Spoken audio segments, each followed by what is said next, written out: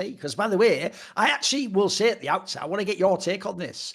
Even though initially I had the same reaction to everyone, like, fucking hell, like, it's basically like 3 days after MSI, if you're in the final, you have to just immediately... I do think it's negative you have to go from, in this case, the west coast of fucking Canada to Saudi Arabia, because I think essentially it would be almost impossible to fully fix the jet lag, you know? You're going to have some of, and if people don't know, people usually say it's actually going west to east that's the hardest. That's the one where you just fucking wrecked, basically.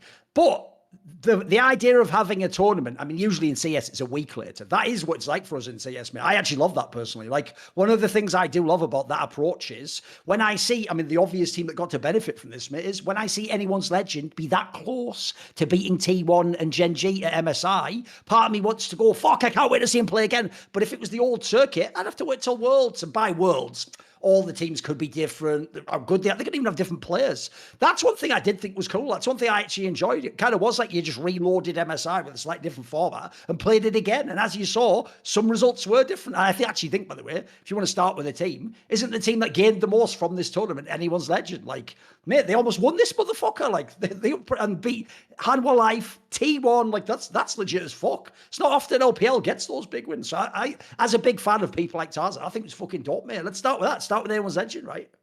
I feel like even throughout the tournament, coming into that final against Gen G, I didn't even think that Gen G's form looked so good.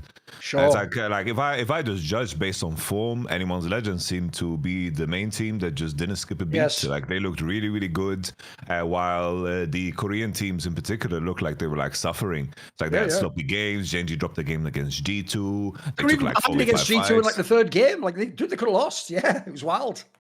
And it's like even at some point during the series, it's like Gen G was 2-0 up, and anyone's legend managed to fight back. I think the progression of anyone's legend is super, super cool because they have for me, they gave every impression of a team that is going to just get better from this. It's like when Hanwha Life got reverse swept and then the 3-0 about T1, you just don't know if like they're ever going to recover from that. So it's going to be like tough to see. There are certain teams you just see the base of their grit in the game and how they like lose out in the end. There is like nuance to it that makes you feel that, oh, coming into the next World Championship, they're still going to be a contender. They're not going to go into the LPL and just collapse like a Bilibili or something. And there is like a steady progression because it seems like they are actively improving, and the fact that Shanks is performing as good as he is a really, really good thing. I think the main issue there in the finals is just that, you know, the last time they faced off against Gen G, Chovy had like a light day, and then this was the Chovy that kicked it up a notch. Game 5 again. Here's the thing that's cool. He used to have this rep as international choker. Mate, he is a murderer in these Game 5s now. Like, you just can't fuck with the guy. He's too good. It's unbelievable. It's like finally all the dreams come true. Yeah. You know, I'm doing the things like people ask me. It's like, does EWC count or does it ruin the streak? And I said, bro, if Gen G win, it does. Like that's the only case. Yes. There's no other case. Yes. Like if they lose, whatever, there's jet lag. But right now they're on a 26 series win streak, and AL came damn close. I think, you know, anyone's legend is the main thing that keeps LPL interesting. It's like LPL has been so messy, but we're going to talk about LPL later. But other than that, I think just the sky is the limit for this team. I feel like always when you have players breaking new mechanical ceilings, you just they're currently soaring. We don't know where they're going to land just yet. I think they can get a lot better even. No, mate. I mean, I even agree with you. Like, if you watch the way anyone's legend played here, it was fucking great. Like, I like the joke is after those Game 3 and Game 4, even though I actually do think Gen G might end up being like the best team ever, they look fucking unreal. Like, they can even win when they're not the best here. But I believed. I actually thought anyone's legend were going to do it, mate, and pull it out. Because, mate, I thought MSI was a cool sort of breakout for Tarzan internationally to get, like, you know, the fucking stigma off him that he's a choker. Probably played great at EWC as well. Like, think about this. He had mad outperformed Peanut, by the way. Peanut's fucking hard to play against. You have to be like really good to beat Peanut. He murked him. He did really well against Owner, and he was doing fucking pretty well against Canyon too. Again, like, what's cool is it's not that he's always the best jungler in every series, but bro, he's always going to give you at least 2 games that are just fire. And the reason why I believed you, Marco, is I even thought when he got the fucking Zed in Game 5, like, bro, this is just scripted. Like, he's the best Zed, if anyone doesn't know. This is supposed to happen. He's supposed to win and finally fucking hold a big international trophy. By the way, quickly, I'll address address what you said about EWC as well. Here's the problem. I'm not going to be inconsistent. When I told T1 fans it doesn't count last year, that's because that's what they would have said if Gen G had won. What I mean is, if you want to count for like the Golden Road, it doesn't count because that's Riot tournaments, right? The whole point of that is it's supposed to be the domestic ones, MSI would be First Stand Now and Worlds. But Riot doesn't technically acknowledge EWC. It's just an outside tournament like old IEMs used to be, and no one would have counted that into a Grand Slam type scenario. But in terms of the matches, like they did happen. Like, by the way, I actually do think last year you have to give T1 props for EWC. Like, bro, when they got to the final, they fucking murked TDS. They looked awesome against TS. Like, Order was fucking smurfing on them. Like those games did happen, and we all watched it. It was entertaining. So I'm with you. Like, look, if you want to talk about the win streak, I think you should divide it again. You should either do a Riot Circuit win streak if you want to do like a classic one, or you can just say the literal win streak was how many series they've won. You can do both ways. But no, what do you think on the Tarzan angle, mate? I mean, it's funny because if people go back to the beginning of the year, obviously, or even the last, whenever we began this show, I think it was the beginning of the year, obviously, we're going to look like we're just mad Tarzan Glazers early on. And everyone's like, what the fuck? He's not even that good, is he? Like, bro, this is what you're seeing now. He hasn't suddenly just like gotten way better. He just has got rid of all the nerve issues, bro. Like, he actually plays the way he did in regular seasons of LPL. Now, he's unlocked. This is why I find that a really satisfying story in all esports, Yamato. When the guy you know has the talent to do it. I mean, you've had some, and we talked about a million times, they're self-mades of the world. When they finally get over what issue is holding them back that isn't the game, it's so fucking satisfying to see him smurf, just fucking wreck. Like, I remember seeing Self-Made go fucking just trashing Carcer in Worlds playoffs. Like, that's so fucking satisfying for me.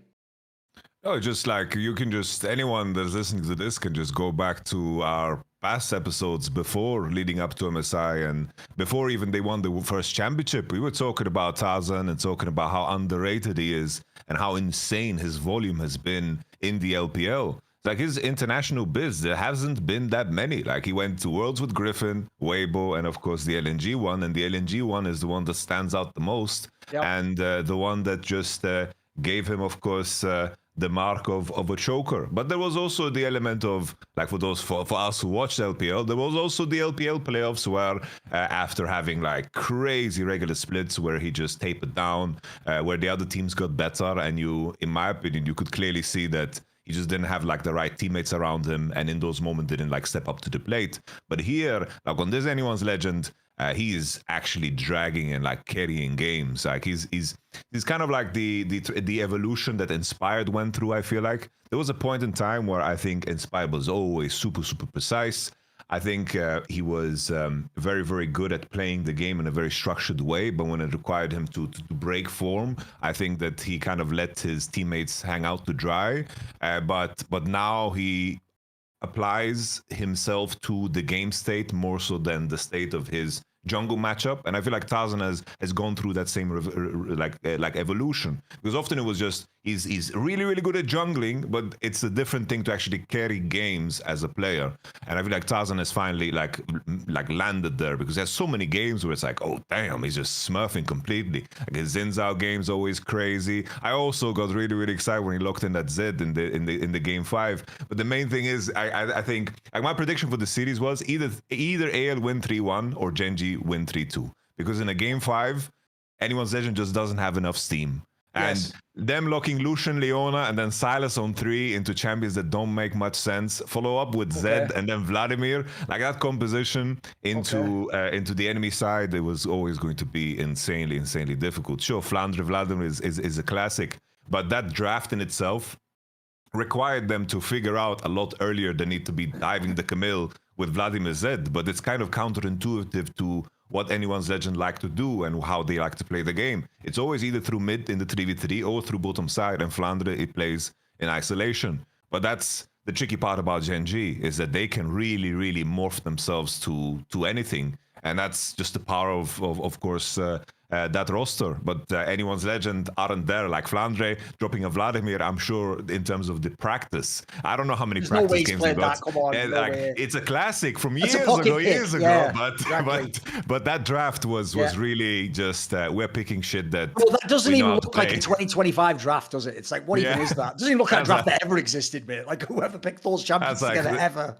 Ozone versus T1 season 3, summer quarterfinals, some shit like this, like it was looking funky for sure. But it's just that's the main thing AO need to expand on. It's like as they go into those game they've fives. just lost too many game fives, haven't they? It clearly is an issue, and part of it, even though we've always praised Tapia, part of it's the drafting. There's something's going amiss in the draft, right? It just seems like they don't have enough pieces. It's like the Lucian Leona lock-in to invite like Ruler Zaya, which is a classic in that game 5.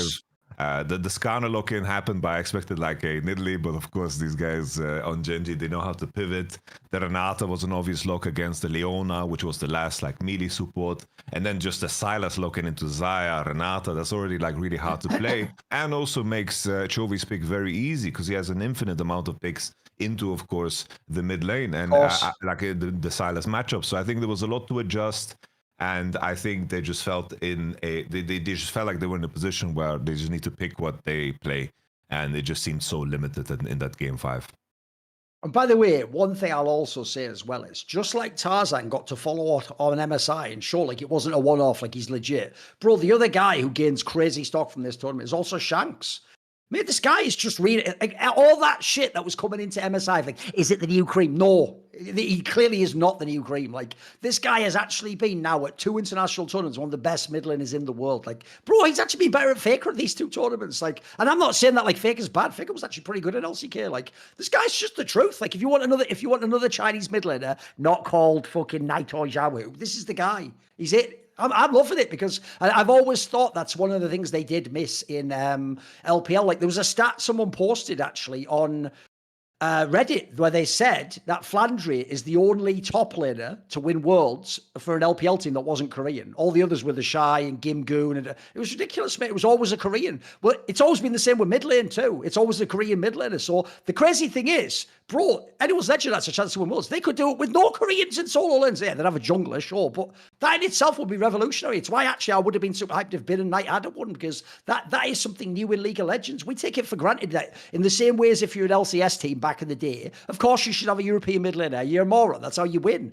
Well, in the same way, if you're an LPL team, look, eventually you got like a good support, like a Ming or someone or a Mako. Eventually you had some good junglers, but you always needed solo laners, and so why not go to Korea for that? So there's another thing I think's cool as fuck about anyone's legend. Bro, the Koreans are the supportive roles. They're the jungler and the support. That's if they ever win Worlds or something like that, it's going to be a totally different dimension of what we've ever seen in League. No, it's interesting how fragile the player pool is in terms of what they interact with and how it shapes them as players. Because for the longest time, all mid laners were modeled based on how Xiaohu plays, and he was playing based on the fact that he had Uzi on his team. Yeah. And that is a very specific approach to the mid lane that shaped... You think about this, every mid laner in China, Yamato, used to be like mage or Azir, basically mage, into like open bot lane, and then the AD carry kills everyone. It's like, that was everyone's game, right? That was like the model, right? The blueprint. It was always like Ryze, Lissandra, Annie. It's like the LPL was always just a little bit better on these champions.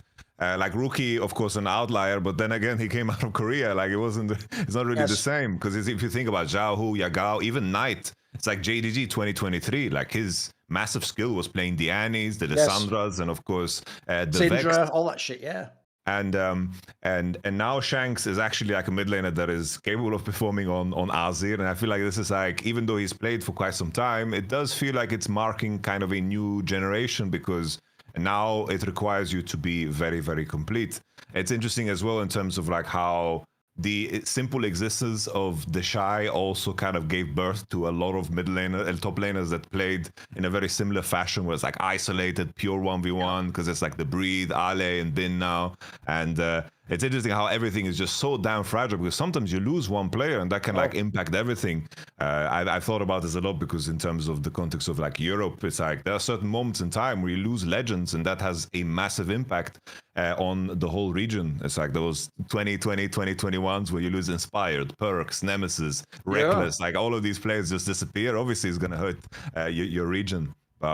Bringing it back to the topic, you mentioned Shanks. Fucking brilliant. Just really, really damn good. I think that there is very, very little to complain about when it comes to this player. I think it's just a question of, as a whole, AL just need to figure out a way to expand their champion pool, use the leeway they have in the LPL, because they are going to qualify to playoffs. They're going to get to the best of five no matter what. Yes, They need to use the best of threes to actually experiment a little bit more and leverage the fact that they can be damn good. And I think I wouldn't be, afraid of them dropping a couple of best of threes. It doesn't really matter because I trust these guys to not skip a beat and actually be ready when it matters. No, people doing that thing, which I hope you can learn the lesson, please, guys. You just did this with TES and Cream and said that that's what Anyone's Legend and Shanks were like. You're doing the same thing again where you're like, yeah, but the LPL, they might not even make it to Worlds or even be good. You're right. In the past, that was the problem with LPL, right? The champions of MSI would sneak into Worlds in the last seed and not even be that good in summer. That's because those teams were way more erratic. The other thing I love about Anyone's Legend is, bro, they have quite a consistent style. They win through the same players with the same sorts of what champions they're drafting from. Flandra's not picking mega carries all the time. They know who they're playing through. I actually think, by the way, with the mess the LPL is, I wouldn't be surprised if they just have their best split ever now, mate, and just fucking roll into Worlds. And actually, because of this MSI and the close results almost winning EWC, bro, at this point in time, they can be in the finals of Worlds. This team's, Tosh is one of my favourite teams to watch, mate. It's a really entertaining squad. These guys are going to be the main point of resistance for the LPL. Currently, I don't see anyone in the LPL that is going to be able to stand tall and face the LCK teams, because at the same time, LCK probably had the best GMing season of ever. Yeah, it's pretty good. It's the top three teams. Yeah. You literally have all the best players on those three teams. Maybe you can put BDD in for Faker, but I don't want to have, a hit put out on me. I don't want. So I'm not gonna say that. The intangibles, guys. The intangibles. Fake's the GOAT. Okay. And then you have all the other teams are actually, for the first time in a long time, because Korea was always very slow at giving chances to their challenger players, and now. You're playing bad? Let's try our new guy. The challenger players, the amount of challenger players that have come up this year, is the list is super, super long. So I feel like LCK right now is in a state where I don't think it's ever been better in terms of where the GMing landed. So that just makes the task even harder for the LPL, because on the LPL, they're going through the opposite of that. It's you can point to so many issues in terms of, because the talent is clearly there, but they're scattered across many different teams, and teams with players want to move and they're switching supports and everything is just moving around, and Anyone's Legend just took advantage of that. They are going to carry a very, very heavy burden coming into the World Championship. See more cool, funny, interesting clips based on topics from my content? Well, subscribe to this channel then, or, be a pleb and don't.